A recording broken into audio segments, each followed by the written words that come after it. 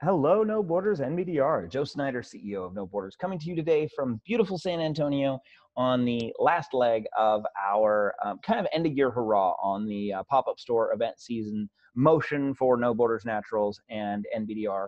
I am coming to you today with our October 10th shareholder update video. As you know, every 2 weeks we come with you and just talk about what we're doing in the business, what things have been going on, what we're working on. And so today's a little bit different. We have a little bit of a special video for you today. I have had the great pleasure of personally meeting with and engaging with, having lunch with, and spending time with some of our OTC market investors and some of the folks that talk about us and share our information and things on Twitter and social media as well. So what we've done today is we have a short video from Andrew Medina, who is actually here today with us, with Nick and I in San Antonio. He lives here. He's a great guy. He's a family man, and he is an NBDR supporter from way back in the beginning. So Andrew Medina is here saying hello. We have BMO Knows from Twitter, who met with us, and we were able to, again, have lunch and hang out and get to know personally in New Orleans last week at an event that we were at in New Orleans. And then I took a cycle, and although I haven't gotten to meet him in person, we haven't actually gotten to shake hands, I did take a cycle with Tim Riemann. And Tim yesterday did an analysis on our Reg A filing. So this is a filing that's already public. All of this information is already public. He went through and disseminated it and analyzed it and put his thoughts on it. And I shared that yesterday on Twitter because I thought, A, he did a very good job and concise job. I think that the work that he does and the job that he does is very consumable for people to understand. And I think that that's important when you're communicating a message. So without further ado, we're going to cut through to these videos with and interviews, if you will, with these folks and these fine gentlemen. And so I'm happy to share this with you. I was happy to engage with them. If you are in a city that you see that we're going to, reach out. I would love to have lunch with you. We are very open. We try to be very communicative, and we're just real people. You know, we're real people out hustling and making it work and trying to get things done. So with that, you know, enjoy the interviews, and I appreciate you guys following NBDR. I will see you at the end. So I don't know if you guys can hear the background noise, but I am at an event here, No Borders Naturals event here in San Antonio, Texas, the great state of Texas. So hello from Texas. I'm actually having lunch today with another one of our shareholders, Andrew Medina, who's currently waiting in the wings for me to finish hanging out with Tim Riemann here. So great to have you, Tim. Tim, you know, a little bit of background for the folks watching this video. Tim Riemann has followed our journey, my journey of acquiring a listed company and deploying businesses in it, and has followed us through the journey of being very, very tech-centric in all of our motions to being tech support-centric in our operating motions and looking for ways to add ancillary value through that process while building a lean operating, resilient, and truly anti-fragile company, you know, as a core operating belief. And you know, Tim is one of those gentlemen who he's pulled no punches with me in the whole time we've had an engagement, which up until today was just on Twitter, really, right? I don't think we've ever just on Twitter. Yeah.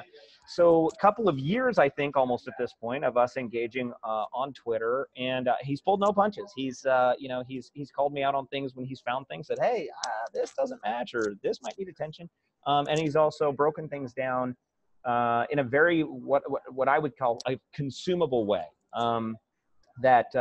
That I make these long videos every 2 weeks, and I talk about all the things that we're doing, and I talk about the work that we're doing, and sometimes it can get a little convoluted. And on one of the things that I appreciate about Mr. Riemann is his ability to kind of break those things down and make them consumable for people. So thank you for that, Tim. Thank you for following us and challenging me personally and supporting us as you do on the interwebs. And with that, you know, you did an analysis and a breakdown of NBDR yesterday and shared it with us, which I then shared on Twitter because I appreciate it, and I shared it with my internal network as well of people like, you guys should read this. I thought this was quite well done and like I said, very consumable. So thank you for that. And with that, you know, I'd like you to tell us a little bit about that analysis that you did, what your thoughts are, and then, yeah, any questions that you have for me, man. Oh, absolutely, Joe. First of all, thank you for reaching out and, asking for me to kind of come on and talk about this a little bit. I have enjoyed following No Borders for the last year and a half. I'm not always on, but I'm paying attention. And as things happen or things come up that are significant or I believe are significant, I take the time to sit down and review it and kind of see what the next leg or predict the next leg of the company is going to be.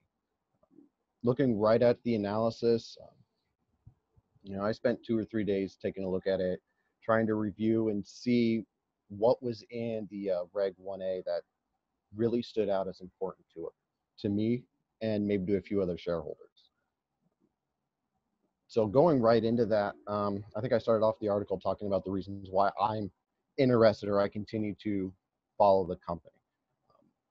One of those really hit me up about middle of last year. You talked about one of your major influences for developing the company and how your business plan develops, and that was Nicholas N. Taleb's Black Swan and Being Anti-Fragile. Being able to read that kind of helped me understand the direction you're leading the company and helps kind of predict or navigate those situations that come up where that there's possibility of something happening and how you're planning to attack that situation. Yeah, that's absolutely right. And I appreciate you taking the time to read the book that I talked about in response to that, because, that's a level of depth of commitment to the information that most folks don't take, right? I mean, I do talk about these books, The Obstacle is the Way, Anti-Fragile, some of these things that I've brought up. Good Leaders Ask Great Questions by John C. Maxwell. I've brought these things up over and over, and they tie in a very intricate way to the overall theology, if you will, of our operating ideology for life, and how that transfers onto the business and the decisions that are made on behalf of the business moving forward. So I do appreciate that, man. Thank you, Joe. So basically, the review of the 1A left me with one major question that I couldn't answer based on the information was provided. And that was why you wanted to spend $50,000 on media commercials, but only if you had $800,000 worth of inventory, as well as a $78,000 surplus. So that was kind of the genius for the analysis. Sure.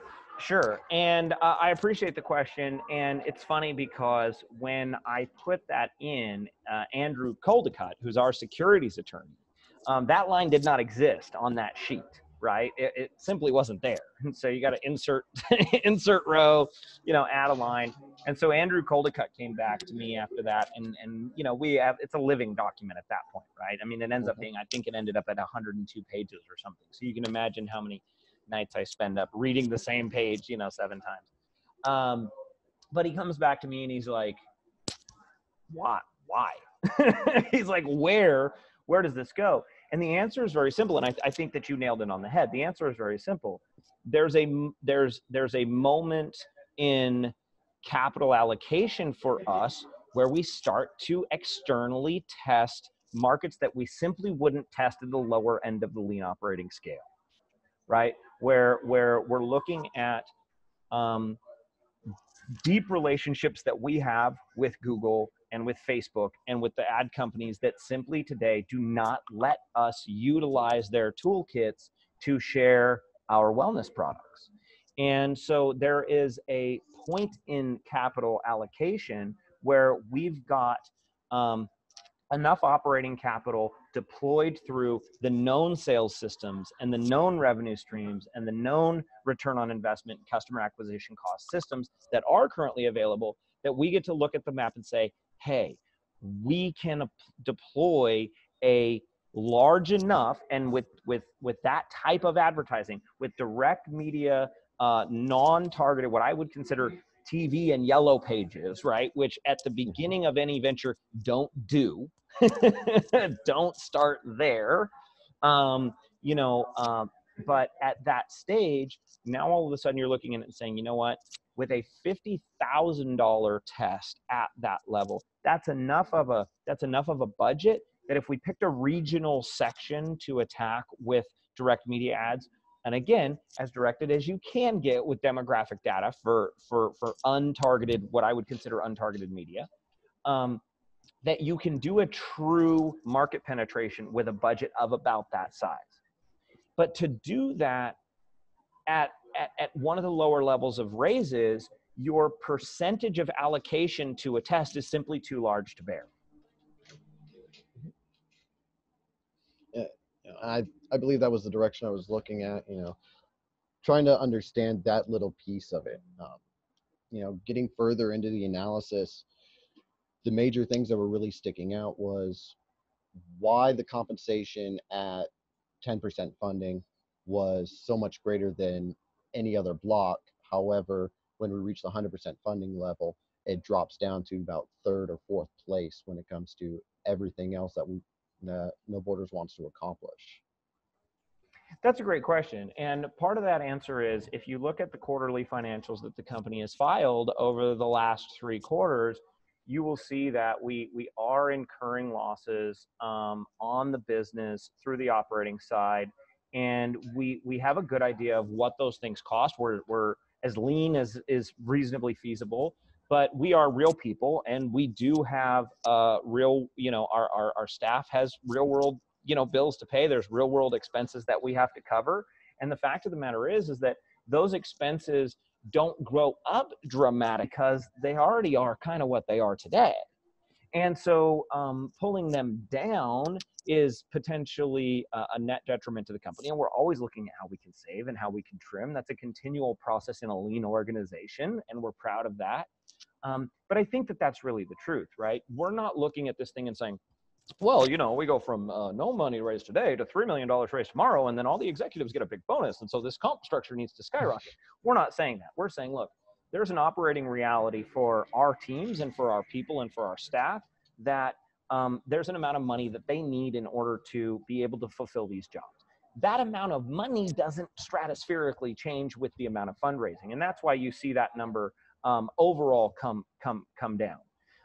Where you see it go back up at the 50% level, because that's your next question, I know it, I can see it tickling your brain, is at that level, we're ready to commit to additional staffing, not pay increases for existing staff, but at that level of funding, we're financially comfortable committing to more people and saying, we have the financial wherewithal and the reserves and the capacity to give you a job, or to add scope to your career, or to bring on people that are part-time today in a more full-time fashion. And so I think when you look at those things that way and say, look, at 10% of funding, our costs are what they are today, and so we have to grow our revenues, and at 10% of funding, this is where this kind of gets us, because those are the current operating costs of the business. At 50% of funding, hey, you know what?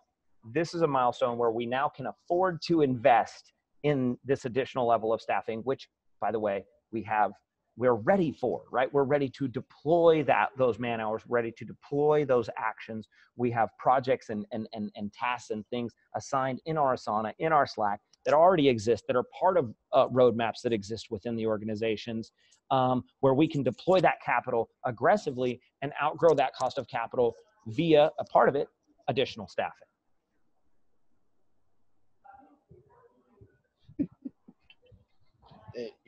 Yep. And I think you just validated, one of my baseline assumptions for the analysis itself. One of the things that I took as a fact was at that 10% level, it really was the minimum necessary to continue business operations at this stage for the company. When I engaged you about it yesterday, I sent you the link, and then afterwards, I asked if I was about 80% correct on my analysis of it, and you said, yeah, you pretty much hit it on the head. And then with the tweet yesterday saying that I have a tendency to read your mind, it's nice to see that interaction. Well, and again, I think, you're an intelligent guy, and I appreciate that. I appreciate all of the people that follow us and support us. But the fact of the matter is there's quite a few people out there who follow us when it's when it's trending a certain direction, and don't follow us when it's trending another direction. And I've, as you know, I've sat around during all the swings as they are, and I'm going to continue doing that because I don't really have a choice. But the thing that I challenge those other folks to do is what you do, right? If you're going to come in and have an opinion, and everybody has a right to their opinion, and that's fine. That's what the interwebs are for. But if you're going to come in and have an opinion, at least attempt to do a tactical analysis, look at the information that we've provided, look at the consistency of information that we've provided, and say, does what I'm reading match up with what has been done and what has been said so far? And if it does, then maybe I'm on the right track. And obviously, I think you did a great job.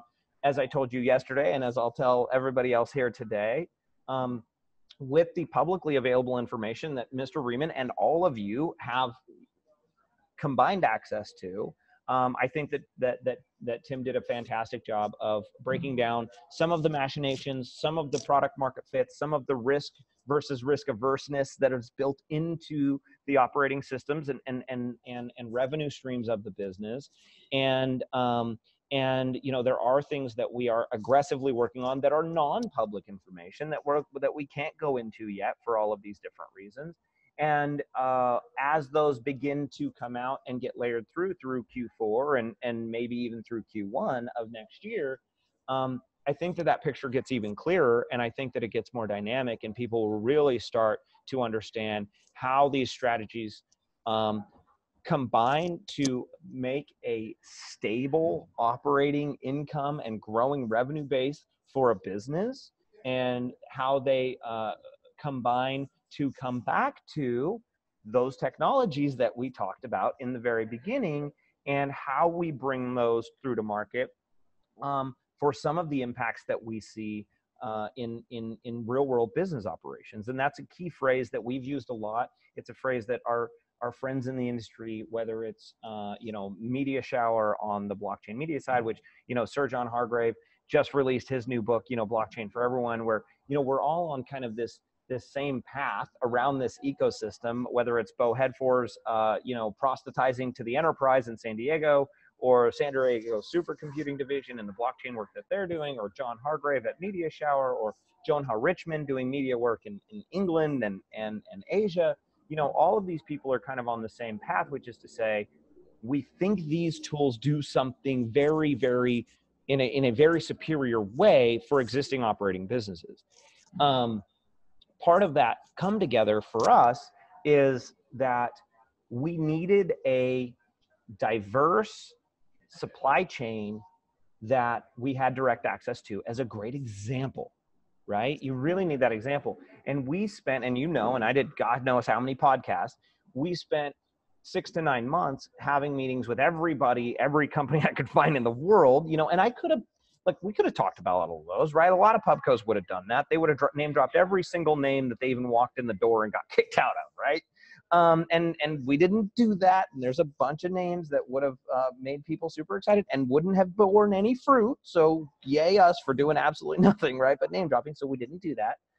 But what we came out of that cycle with was an understanding that we needed to own a supply chain in order to do what we wanted to do to show off a supply chain. And No Borders Naturals is actively filling that role today. You know, and so again, there's some information that is not totally out there yet, and we're working on that. But you know, it's the overall operating ideology and strategy and tactic has never changed from the very beginning. It's about looking at these verticals and seeing a mismatch between the digital impact that they have today, the transparency, the supply chain that they have today, and what is currently available in the real world to deploy. And when there's, and that creates an arbitrage opportunity is how we see it. So yeah, man, I think you did a great job of the overall analysis. And I come back to the word consumable because that's what sticks in my head when I read it, you know, is that somebody else, and this is one of the reasons I wanted to bring you on today, and thank you so much for making the time, was because I wanted to share you with these other folks who are going to watch this video as we move forward as a company and say, look, you know, read this thing, not that I'm saying, yes, this is exactly what we're doing, or no, this is exactly what we're not doing. And I assume there's a million disclaimers that I need for everything that I need around the fact that my company didn't write this. This is a third-party analysis. We have no control over it. We had no input into it. I was told about it after the fact. I read it after the fact, just like everybody else. So with all of those disclosures being made, I would say that it's one of the most concise and consumable pieces that I've read, and so it's fantastic. I really do appreciate it. Well, thank you again, Joe. And then the last question I'm going to get into before I really start looking at the analysis or the talking about the analysis is that 800,000 for digital marketing, and the question to go with that would be, what's the return on investment right now for your actual marketing efforts? It's good. Those are not numbers that I'm comfortable sharing for competitive reasons. I'm going to be super honest. It's profitable, and it's first transaction profitable, and lifetime customer values are in addition, and that's on both brands, on both Naturals and MetaDentSupplies.com. With that being said, there is an assumption in that number, and I think that you know what it is. But the assumption in that number is that we will be allowed to use Google and Facebook for CBD at some point within the next 12 months, 12 to 14 months. That's the assumption that's built into those numbers, because we could probably scale up the medical division to absorb that kind of influx of capital, and profitably. I don't think that would be a big challenge. But the fact of the matter is at that number, what we're looking at is that we've gotten a phone call, from one of these companies and said, here's a path to how you do this now, and here's the rules that we have and everything else, as an example. And this doesn't exist there today. You can't do this today. If you're one of my competitors and you're trying to find out how we do the stuff we do, good luck. I'm not telling you. But Google does have a pharmaceutical division inside of their Google Ad platform. And probably, and I take this from, how do I say this? I take this information from personal friends of mine that I'm directly in contact with, who are as high as you need to get in Google Ads to get a real answer. Let's just say that, okay? And these people are telling me this probably ends up in the pharmaceutical division. It probably lands there because the search volume is very tangible right now, and it's not currently at a place where Google needs to greenlight it. But there's a supply and demand factor that these companies do definitely adhere to. And so we're aware of what those rules are in the pharmaceutical side. We understand how to utilize those rules and those toolkits. They are somewhat limited. They're not as freewheeling as we get on if we need to sell, piezo scalers or dental chairs. Mm-hmm. So there is limitations in that subset, as there should be, right? You shouldn't just be able to demographic target stuff and have Percocet showing up on everybody's computer. I get that. We're on the same page. I believe in regulations. To an extent. But that assumption does exist within there, right? Of us looking at it and saying, at this level of fundraising, we believe that we can tactically commit this much capital, asterisk assumption that we're going to be able to deploy more capital than we currently can today on digital for the No Borders Naturals brand. Well, thank you for providing that information, Joe. Since you can't comment on the numbers, I'm going to discuss quickly what kind of numbers you would be looking at on Facebook for an average company wanting to spend just a little bit of money on that. For instance, without going into who I work for or my current employment, I regularly deal with digital and social media marketing. So when it comes to a platform like Facebook, smaller companies wouldn't have a problem allocating even just $500 to get roughly 10 to 15,000 impressions, maybe get an actual reach of maybe 9,000 individuals.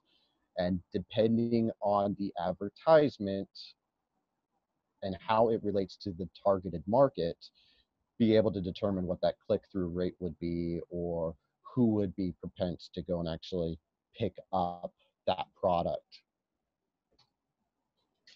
Yeah, that's exactly right. And I think anybody that does a little bit of research on best practices around wellness, best practices around e-commerce, there's a lot of data out there, right? And our experience in the digital marketing arena goes back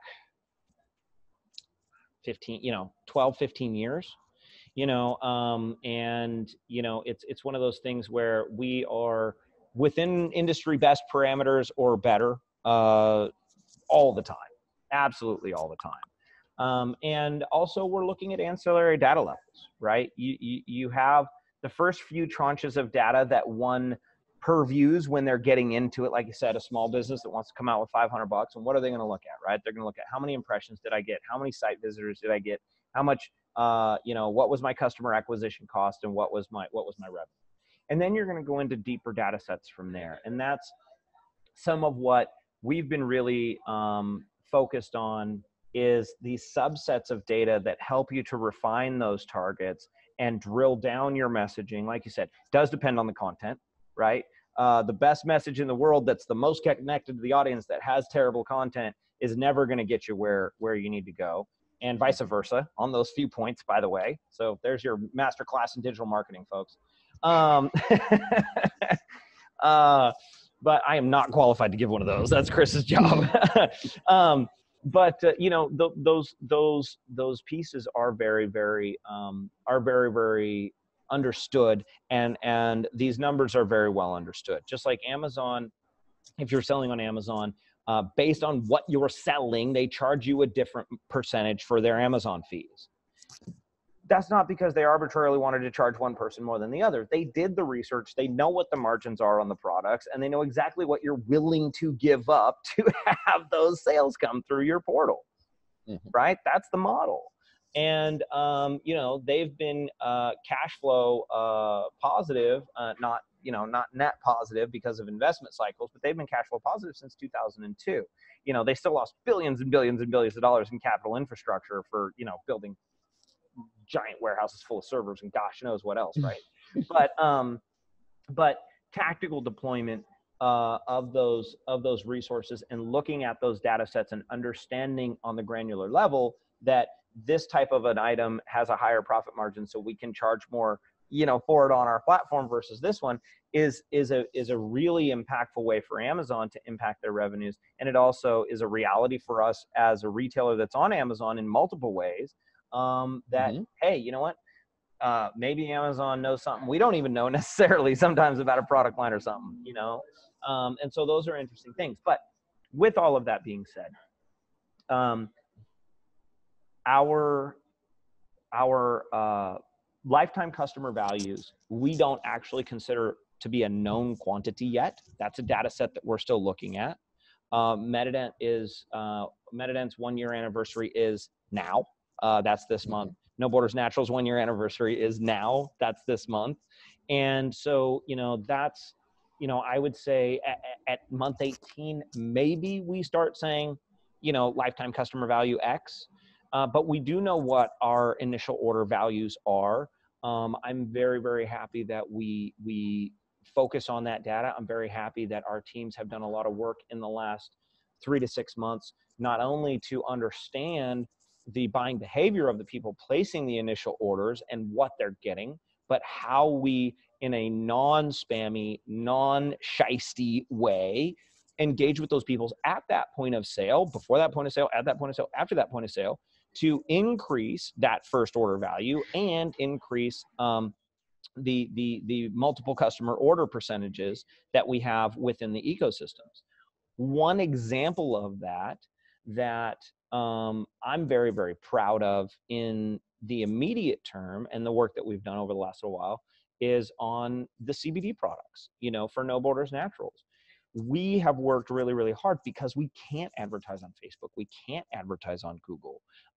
We can advertise in some ways. And so like I get screenshots from people like you and everything else where they see one of our ads on iHub, or they see one of our ads on, one of these networks. And we're stoked about that. Chris and his team do the best job that they can, guerrilla warfare around the two gorillas in the room to get the message where we can get it. But delivering on that digitally is really important when we don't have those tools. And so what I'm really proud of is we show up in organic search for a bunch of search terms. And I'm not going to give you all of those search terms today. I know you want to ask, but that would give them to my competitors as well. So, I don't want to fight an uphill battle here. But the fact of the matter is we rank organically first or second for a bunch of keywords around CBD right now at a year old. Mm-hmm. And that ranking drives, I don't know that I want to get into numbers, but it drives a fair amount of order volume as far as units to No Borders Naturals every single month. And one of the things that we've done, especially over the last 90 days, that's been very impactful on our order value side of things is really building in an intuitive system of saying, how do we communicate an additional value proposition to these people? How do we move that order value up? And we've essentially doubled the initial order value of the free traffic that we're getting from SEO search just in the last 90 days. Now, those kind of moves are the kind of moves that when you stack them and scale them, they're extremely impactful long-term. And they move the ability to deploy more marketing dollars up because you now have a wider margin on the initial order set, and then the annual revenue per customer, and then the lifetime value per customer, and all of these kind of metrics that we're very, very focused on not only understanding the buying behavior, but on delivering to them in the right way and something of value and something that's tangible for them in that moment. And that's been very successful, really over the recent, because the first set of time was set up building that SEO block and building these content blocks and building all of this things that have to happen in order for you to show up naturally on that search when somebody types it in. So that's absolutely right. Okay, and with that, I think I'm at the end of my questions. I think the next thing to really talk about for those that haven't been paying attention to No Borders is kind of the structure of the company in a layman's kind of way. We know the overarching company, No Borders Incorporated. Under No Borders, you have, what is it now, 5 subsidiaries? Currently 5, yes, sir. 3 that we consider, active. No Borders Education is working on some things, but there's no current revenues coming through No Borders Education. No Borders Funding is and has provided capital to our other subsidiaries, so that's internally active, but there's nothing external going on in funding this year. And then we have No Borders Labs, which we consider to be active. It is currently working on projects, which I've alluded to, as well as all of our websites, all of our digital marketing, all of our digital properties, and digital engagement, things like that. No Borders Naturals is our CBD product line.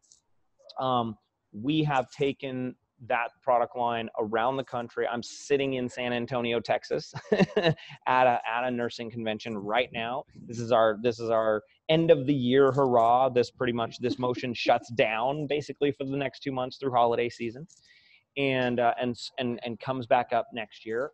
But we've used pop-up stores and events to give us a lot of that data that we didn't get from Facebook and Google because of the CBD restrictions this year.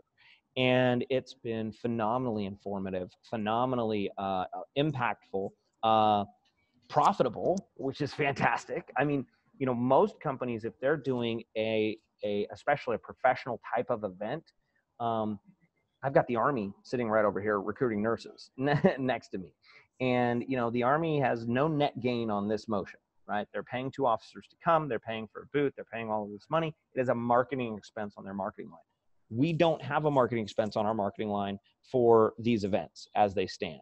We come to an event, we engage, we proselytize our brand and our wholesale program, right? Because we're aiming towards a medical demographic. By the way, there's a confluence there. There's a crossover of data. There's a crossover of power and industry connection that works very well there. But we're also selling product to people in real time. As a matter of fact, as part of this video that people are going to watch, there's also an interview with BMO Knows, as he's known on Twitter. And I won't use his real name because he likes to give me crap for that on the interwebs. So, but BMO came and visited us at our booth in Nollins last week. And I had given him an all-access pass to the event. And so he showed up unannounced. We knew he was going to be there sometime that day, but he showed up unannounced. He didn't tell us that he was coming, and he shows up, and we are just swarmed. So, he went live on Twitter, showed the swarm of people engaged and interested and asking questions. And this isn't us at, some farmers. These are professional. These are professional, educated nurses saying, and we've taken this to over 25,000 individuals have heard one variation or another of this pitch this year, have touched our products, smelled our products, we put our balm on, tried our roll-ons, tasted our tincture, tasted our gummies, tasted et cetera, et cetera, et cetera. But he got to witness that firsthand. And so he's going to be talking about that on this video as well. That motion of us engaging directly on the ground and getting the data about who and why and what are the questions and what are the answers and right, there's just a number of cycles that you need. The nice thing about the internet and Facebook ads and Google is that people get to be kind of lazy, right? We get to go to Facebook and say, here's my budget and here's my thing and tell me how it does, right? And then we get all of this awesome data that comes out that tells you everything you ever wanted to know about your consumer.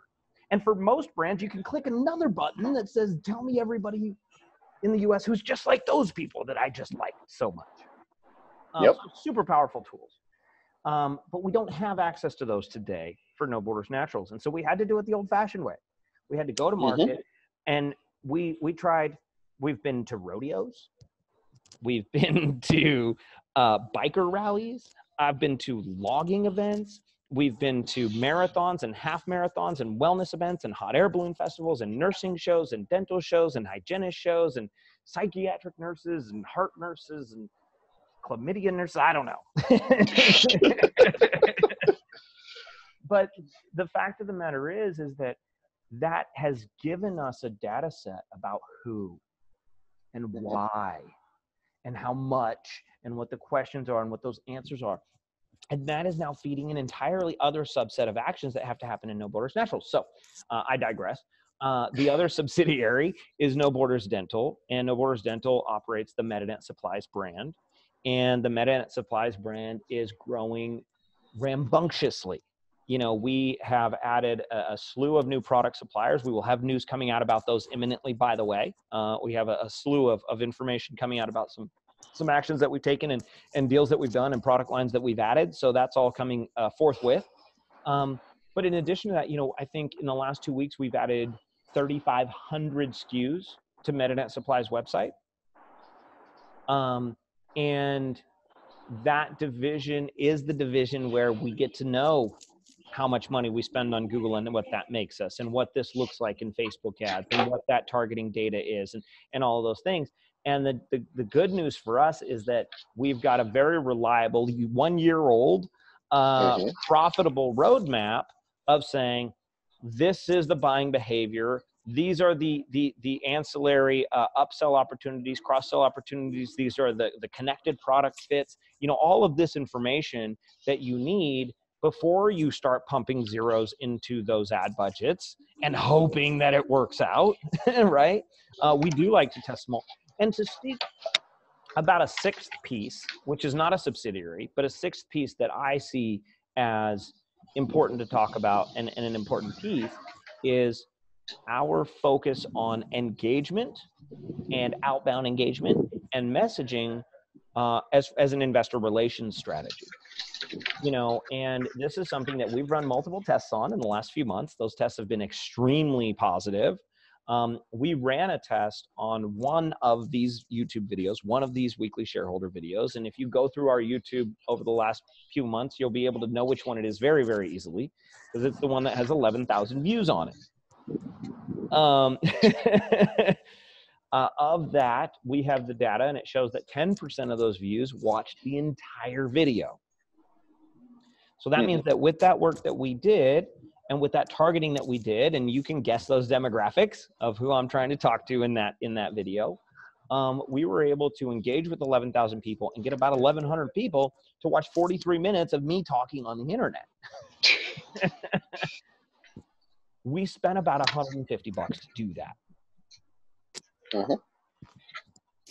So, you know, we're just at a point in our organization now where we feel like we've got a complete story to tell again, and we've got a responsibility to re-engage that sixth leg of investor relations communication at a more aggressive, you know, at a more outbound focused level, let's say. And this is part of that motion.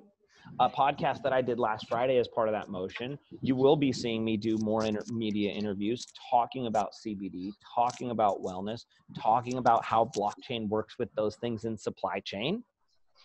And we're moving forward on that aggressively again. This is a motion that you've seen us do before if you've been watching for a while. This is a motion that we know how to do. We have scripts built for, we have contact lists for, I have all those media places that I already went that we get to go back to. Super easy entry. And it makes for phenomenal content and for phenomenal information. And when we stack that as a sixth leg with the outbound engagement and the digital engagement and all of that, we believe that that gives us a really, really strong platform to move through Q4 and into 2020 from an investor relations strategy. Absolutely. So having gone over that, digging right into the analysis. Most of the analysis is focused entirely on the funding allocation based on the Reg 1A. Primarily the numbers I was looking at when I went through it was your research and development, both sides of your website, testing and deployment, and inventory.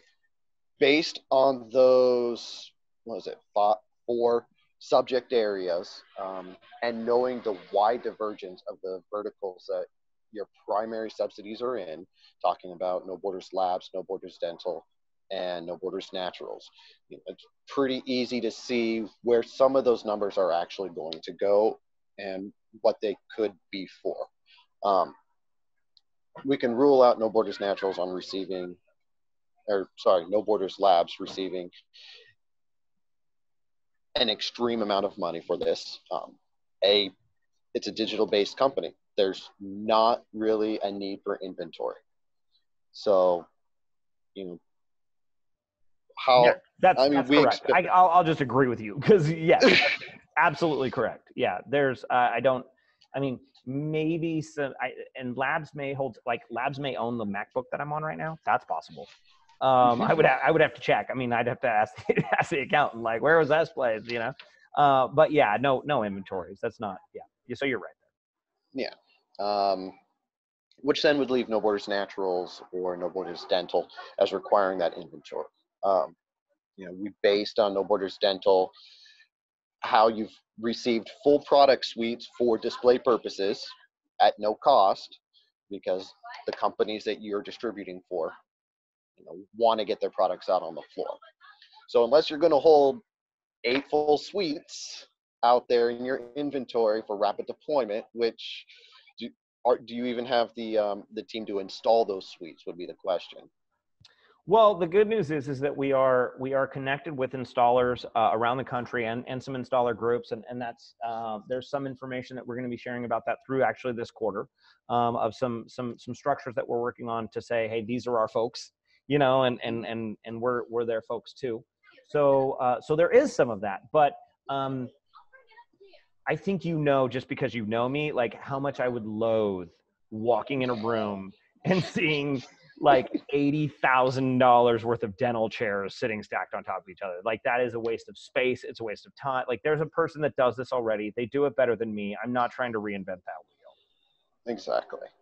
So, that's kind of why I was ruling out Metadent Supplies or No Borders Dental from actually having that much inventory on hand. Now, I would push back on that a tiny bit, only because there is a motion, we have this platform sales division, right? And this touches a few different areas of the business. We've talked about it once, we announced it. You can find some of our products on Amazon, you can find some of our products on RangeMe. So there's some of this platform work that's been done already. But I will say this, we currently have today, this would probably be a PR, so maybe I'll drop it in a PR at the same time the video drops.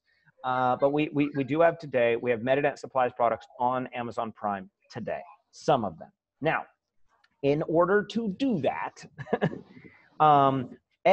we're looking at what products are we selling very, very consistently, that we sell a good volume of in a consistent way, in a recurring way, this kind of thing, right? We do not want to be buying dental chairs and sending them to Amazon to hold just in case somebody needs one tomorrow.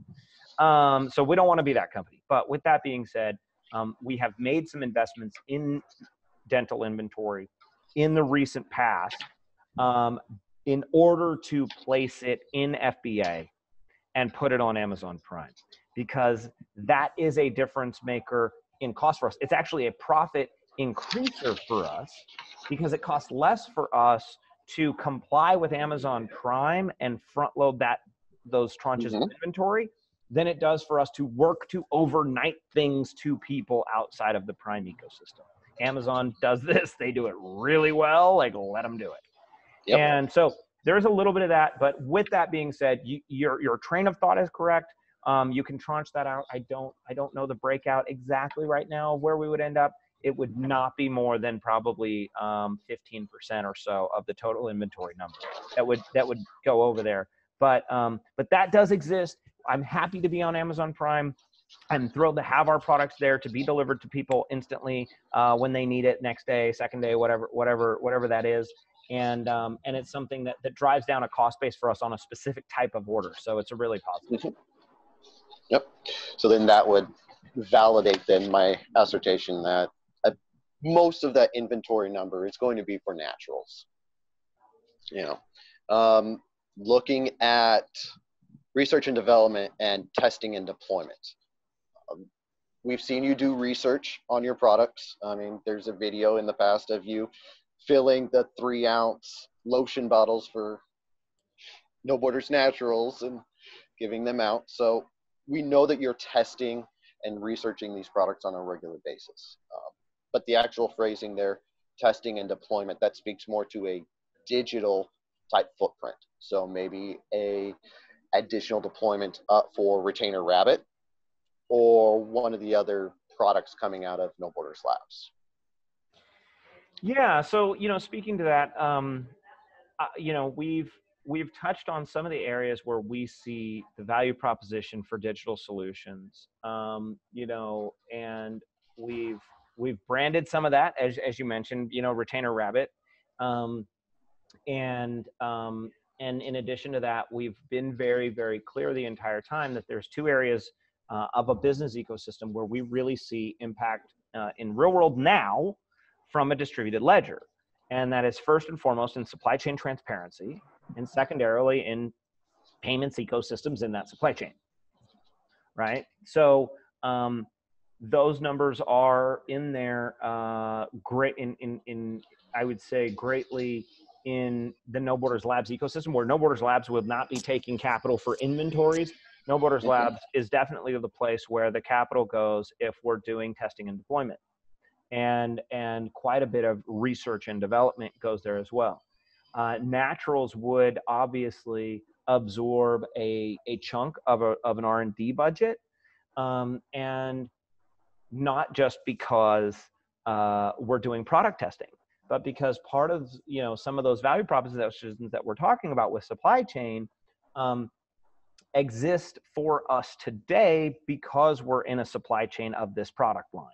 Mm-hmm. And so there's a research and development motion that happens inside of Naturals in order to facilitate the work that labs may be researching and looking at deploying in the near future. Okay. And honestly, I think that pretty much covers, the high points of the analysis. I'm sure you're going to tag the link for that in this video. So I'm not worried about pushing that out. Yeah, we'll definitely tag that in there and have that link included. I've sent the link over to Andrew Coldicott, our SEC attorney, to make sure that he's comfortable with us, sharing it and what we say about sharing it, and then also what we say about this video. But yeah, man, like I said, I mean, having you come on, take the time today, the input and the thought and the analysis and the continual top of mind challenging and then also proactive, support of saying, hey, look, I looked at this and here's what I think these guys are doing. And I think, I think it's got some legs on it. So I can't thank you enough for taking the time and joining me today, and, appreciate you. Yep. Joe, thank you for taking the time to talk to me. Like I said, I was happy to do it. This is a hobby I enjoy doing. So thank you for recognizing, how good it was. No, that's awesome. And for everybody out there, if you don't follow Tim, it's at Tim Riemann, or no, it's at 2000. Forever _T_2000 on Twitter. There we go. Forever _T_2000 on Twitter. It's always a lively, good time on there. And then we'll be piecing this together with a couple of other, and I am correct. You're a shareholder as well in the company. Is that correct? Yes. Yes, I am. Okay. So full disclosure, Tim is a shareholder in the company. He is not an insider. He has no information that you guys don't have. And we appreciate him and definitely give him a follow on Twitter. I think he's a great guy and witty and fun to follow. So thanks for coming on, Tim. I really appreciate your time, man. Have a great day. Hello, everyone. So we are cutting in and out of today's shareholder update video for NVDR, and thank you guys all for coming.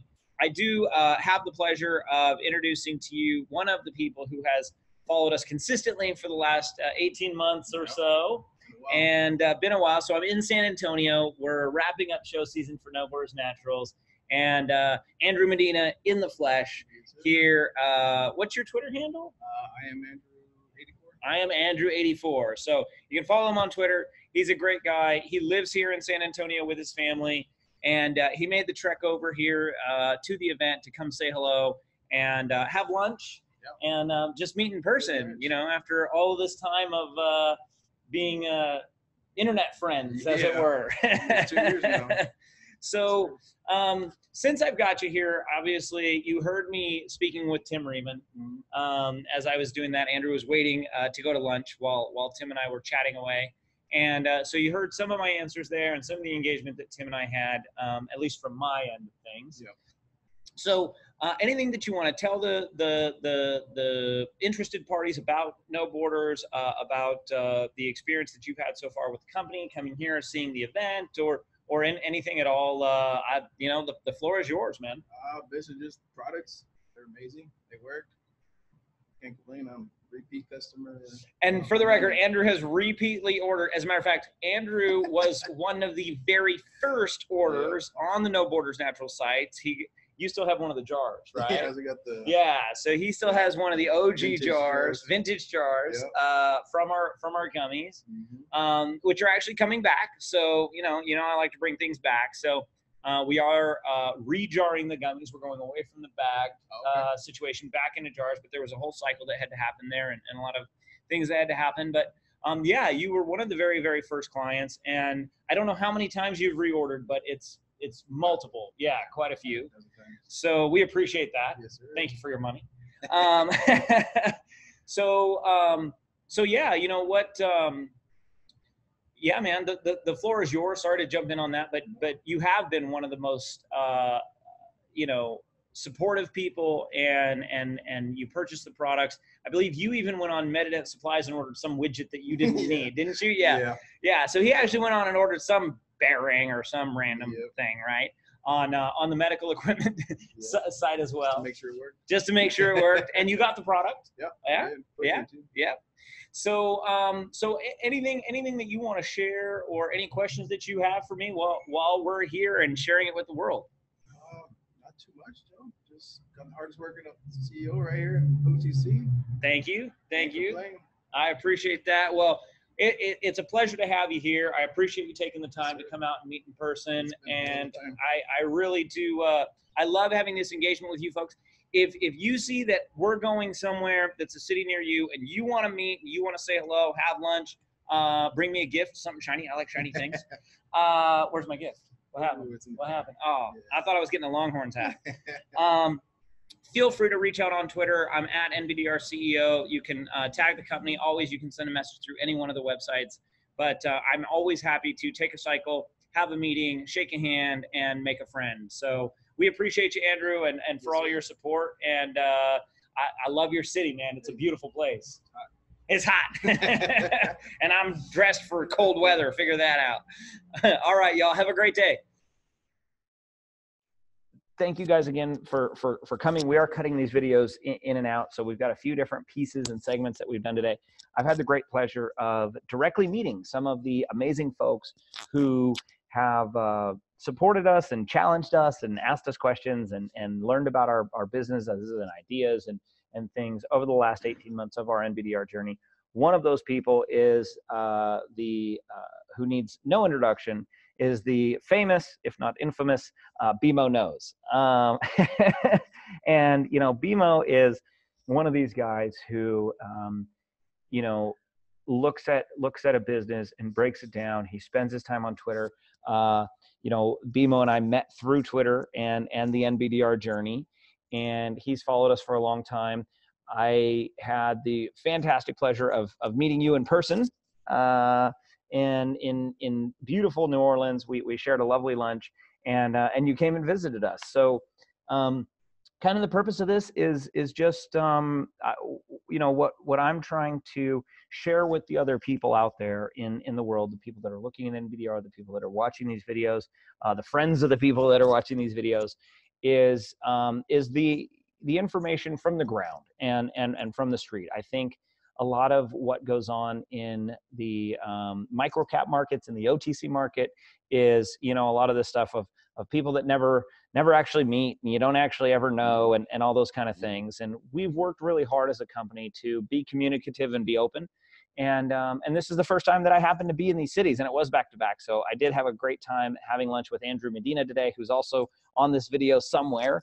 And then in New Orleans, BMO and I got to hang out for a little while. Nick Harrington from our team and myself got to have lunch together and have a great time. So thanks for coming on. Thanks for taking the time today, man. The floor is yours. Any questions you want to ask that I can answer, I will. And anything that you want to tell the folks at home that are watching these videos. Okay. Thanks for having me on, Joe. I appreciate it. Most people, if they know me, I'm just a regular guy. 43 years old. I'm retired. All I do is trade stocks now. I day trade. But what people don't know about me is I trade everything. I trade OTCs, NASDAQ, New York Stock Exchange, options, but I also invest. Do a lot of investing. Why? Because, well, I'm going to be here forever. And I invest for not only my well-being today, but tomorrow and theirs as well. 2 years ago, when the merger first happened, the NVDR merger first came about. Not gonna lie, to me, it was just another merger play, and I was just gonna play it as such.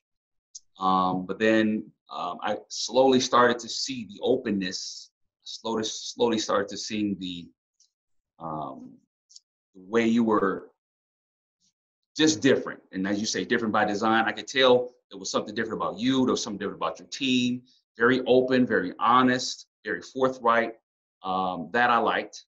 And then when you came out with the blockchain thing, I'm like, okay, that's new. That's, maybe I'm going to hold this one a little bit longer. Let me see what happens here. And then what I noticed was you just kept on grinding, kept on building. PR after PR. Here comes the trademarks. Here comes the CBD. Here comes the dental equipment. I'm like, whoa, wait a minute. There's something here more than just a day trade, a swing trade, this could be a possible long-term investment. And it's been that way for me. It's been that way for several of my good trading friends. And so being able to get the opportunity to meet you in person, I had to jump on it. I just got back home from Chicago, went up there to see the Bears, and they won. Yay, but they just lost. Anyway, but they won then, so they won then, right? So I just got back home, and then I went immediately down to downtown New Orleans to meet up with you and Nick, and we had lunch, and it was great. The food was amazing. Couldn't eat everything I wanted to because I just started keto. That's another story. I made up for it for you. I made up for it. Actually, and I'm actually down 8 pounds. So that's awesome, man. Congratulations. Keto's doing pretty good. And we talked and we had a great time. And what a lot of people don't know is I went back the next day and completely surprised you in the middle of the day. Yes, you did. Before we were having lunch, and the time frame, I think you told me, was between 12 and 5 when all the action would be happening. So I was like, well, I don't know if I'm gonna make it back or not. I'll probably come back. We'll see. So I knew for sure I was coming back, but I wanted to jump in there and see exactly organically, without you guys knowing I was coming, exactly what was gonna happen. And when for the record, I want to backstop that statement just one step, because I could have planned this. I didn't. Okay. But the first day that we had lunch, when we got back to the convention center, so we had lunch like across the street from the convention center. We come back to the convention center. When we got back to the convention center, there was a lady waiting for me at the convention center that I had met on the plane the day before, who had bought CBD on the plane the day before on the tarmac in Phoenix. She sat next to me on a Southwest flight. I talked about the products, told her about it. She went on the website on her phone, bought products before we ever even left Arizona. So then we flew to New Orleans. This is a 65-year-old lady, just an awesome person. The next day, when Bobby and I, or Nick and I, were headed back to the convention center with BMO, this lady's texting me like, hey, I showed up at the convention center to surprise you guys and say hello, and I brought some of my friends to talk about your CBD products. And so from BMO's perspective, I could totally understand, like, he's sitting there going, oh, this is set up. Like, we come back from lunch, there's this lady there, she's like, I want to buy stuff, I ran into you. And so anyway, not to say that you thought it was a setup, and it was not a setup. I did not plan that. I'm not that good or that talented. But it did happen just like that. I mean, we walked back into the convention center. There's this lady there. She's full of excitement. She's loving the product. She brought 2 of her friends. We sneak all of them into the convention before it's even open. And we're literally transacting business right there on a table before anything's even set up. Like, there's cranes everywhere and the whole thing. So then at that point in time, we did everything. Okay, goodbye. And then the next day, BMO comes and surprises us at the thing. So it was a great confluence of events, and it couldn't have happened any better. And just to say, those ladies were absolutely amazing, and they were hilarious. And the lady pulled me to the side, and she said, "What do you do for the company?" I said, No. I'm just an investor. And she was like, "Oh, you can invest in this?" I'm like, "Yeah." She said, "Well, you got to give me your number." She actually called me yesterday. So she's going to be investing as well. So, but they were so cool. So yeah, I get to the Ernest Morrow Convention Center, and I walk through, because you're kind of like in the back right corner. So I walk through all of the other setups, and maybe a couple here, a couple there. And I get to the corner, and I'm like, what is this commotion? Literally 20, 25 people all around the booth. 2 or 3 people inside the booth sitting down, waiting patiently for their massages. I'm like, what the heck? So I just stood back and watched maybe about 15, 20 minutes. They didn't know I was there yet. And so I had an idea. I said, I've never done a live Twitter video ever. I'm not even on Facebook, so I've never done anything like that. So I said, you know what? I'm going to go live. So I went live, and I went around a couple times just showing it. And then you caught me, you saw me, and then Nick saw me. But I'm so glad I was able to get that live like that, because what you guys don't know is these 2 have been all over the country doing this at conventions all over the country. I don't know how many CEOs you know that are grinding, working, hustling like this.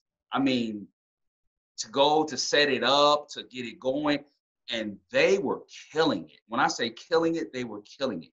They were applying the products. They told them, hey, go walk around and if you feel better, come back. And almost at the time I was there, I saw many come back. I saw one lady, she should have got a check, a royalty or something, because she called in at least 100 people, and the people that were behind you, they said, hey, where are you guys going to be next? Because we want to set up our booth next to you because we're getting more traffic than we've ever gotten. I'm like, this is amazing. So not only am I an investor, but I'm also a consumer. I'm 43 years old. I work out every day. I run. I have a lot of joint pain. Matter of fact, that day I had back pain. The first day I came. That's right, because you use that as an excuse not to do yoga with me. No. My back was absolutely killing me. It was, and you were jacked up that day. And so Joe actually put the products on me the first day, the day we had lunch, right before I left. And the next morning, if my back had been acting up like it was that day, I probably wouldn't have came. And my back felt great. It felt amazing the next day. So the stuff works. I use it. My fiance uses it. My mother uses it. My aunt uses it. Hey, this is my favorite right here. The green apple is my absolute favorite. Blueberry is pretty good. Candied apples. I'm telling you, this stuff's amazing. So not only am I an investor, I'm a connoisseur, and my family uses it, but I just want to say there aren't too many CEOs out there grinding themselves. Sure, they might pay someone to do it, but there's not too many CEOs out there grinding and hustling like Joe does. So for that, I mean, I know that where my money is invested it's a good investment. And so I can speak about the investment part because I don't work for NVDR. So, but I love Joe. I love the team. Everything you guys have done. I see the work. The true investors see the work. We see the improvements, the progress, the stuff that you have put in. And, Rome wasn't built in one day. And I understand that. So, I was very, very happy I was able to see that. I appreciate that. And I had I knew that you were going to come back the next day. I didn't know when, and for us, it's just one of these things. We're at a smaller show here in San Antonio. Andrew came and I had him come at a specific time when there was a break so that I would have time to engage with him and have lunch and everything else. But I'm here, at an event right now in San Antonio. And I am here on the ground, and I don't always get to be personally. We've done many events where I wasn't there personally because we had either multiple events staggered or I had other commitments, and those things happen. But where I can be, I do, because we see an additional value proposition in that level of engagement and that level of drive and everything that comes with that package, right? What you got to see both from the people that were there, that were excited about the engagement and not just excited about who we are and what our products are, but they're excited about those people specifically. They're getting asked by their patients every single day about CBD, right? These are the people that are on the front line and are hearing about this every day. And so they see a clean brand with very transparent messaging, with very, with this, and they come over, and then all of the ancillary things kick along. And we do, when we go to these events, when we go to these shows and these venues, we are the busiest booth there. And the other vendors do want to position their booths by us because of the draw. And, there really is, you get a layered effect, right? So you have as you said, you've got a seated layer. Those people are usually either waiting for some sort of a non-easy access application, right? They need a calf or a foot or something that they want to apply some product to see how they feel in a little while. So we bring them in and let them sit, or they're waiting to check out, right? And so there's that layer of people on the inside. Then you've got your front layer of people at the event. Those are the people that you're directly engaged with. You're giving them the product information. We're going through the pitches. We're testing those pitch cycles. We're hearing questions and feedback in real time. There's a whole data motion there for us, right? Not just a sales engagement motion, right? Is our messaging on point, and are we answering the same question? How do we do these things? But then you have the second row of people behind those people that are listening to the pitch that the first people are receiving, and they're soaking that in. Then you've got a third layer of people that are trying to listen to that pitch, but they're never going to be able to hear it because of the ambient noise in a convention center. And then you have the fourth layer of people who are getting poached by the other universities or whatever is pitching whatever, because like, hey, you got to wait anyway, so you want to hear about my university or my nursing program or whatever the case is. It is an interesting dynamic, and we do work really hard to engage with everybody and give everybody that time and that cycle and that information that they need. But with doing that, one thing that you said is really true, and we've seen it impact at show after show after show. And it's that application cycle, and then saying, hey folks, no pressure, no sales thing here. Here's info about the company. Here's info about the wholesale program for your chiropractic office or whatever it might be. Go walk around the event. We'll see you in half an hour or an hour. And invariably, they come back, not just with their credit card out because they'd like to acquire the product that they like, but they tell all 4 rows that are standing there around the booth, this is amazing and it works and I feel better and I didn't feel better 20 minutes ago and now I feel better and oh my God. And then you have this whole speed cycle of everybody at the booth going, oh, well, I mean, that it worked for that. And then it's just a stampede. So great problem, great logistical problems on the grounds to face. But I am really glad that you came in an organic fashion. None of that was scripted. As you know, and I believe the lady from New Orleans, her name's Lorraine. Mm-hmm. Oh, look at me. I've been working on names all year. I really have. It's so tough. Yep. A lot of people. But, Lorraine was a super cool lady. We chatted all the way from Phoenix to New Orleans. She had already bought the products. It wasn't like I was selling anything at that point. She went on the website while we were on the tarmac in Arizona and purchased, and so, we chatted all the way there. And then for her to take a cycle to get 2 of her friends in the middle of a day and bring them to the convention center and say, I know these guys, they're here and I want you to meet them and I want them to share their products with you. That is the kind of result that we're getting all around the country. And you're not kidding. We have gone all over this great country, coast to coast, north to south. I've driven it. We've flown it. We've overnighted it.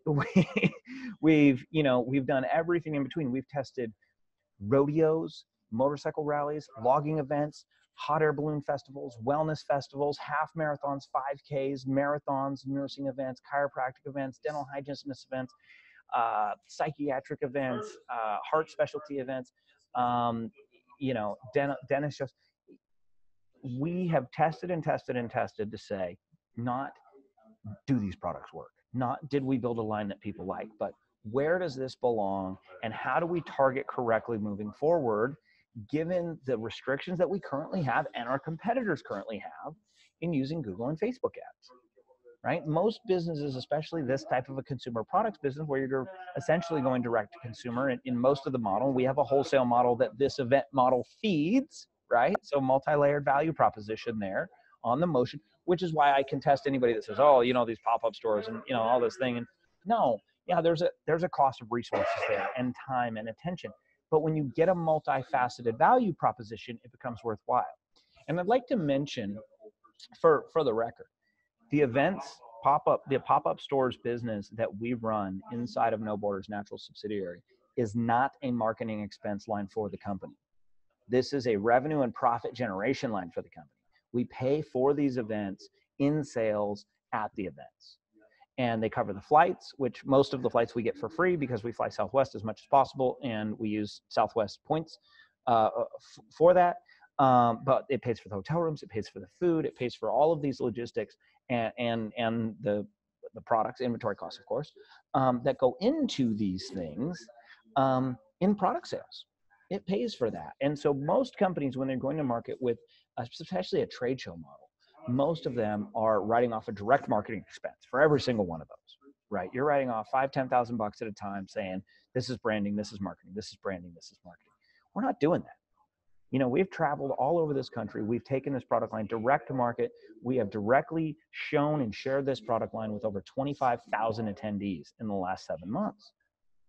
I don't know any other company on the market that has done that, let alone has the product line that we have to offer today. And I think that it shows when we're on the ground.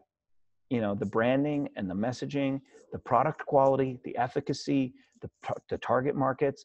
When you stand on that ground and you go live on Twitter from there, it's mayhem.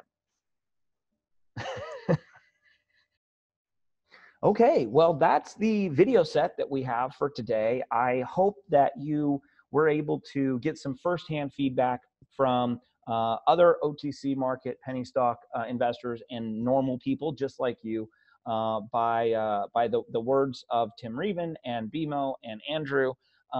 So once again, thank you so much for following the NBDR journey, checking out what we're doing, watching these videos, and just being a participant in this adventure that we're on. So we're hard at work. We're here on the ground. We're hustling every day and moving projects forward. We have lots of information coming, news coming. Believe me, I know that the news has been light, but it is not for a lack of work or effort. It is just simply one of those things that there are work cycles in a growth period, and there are impact cycles and there's announcement cycles. So we are hard at work.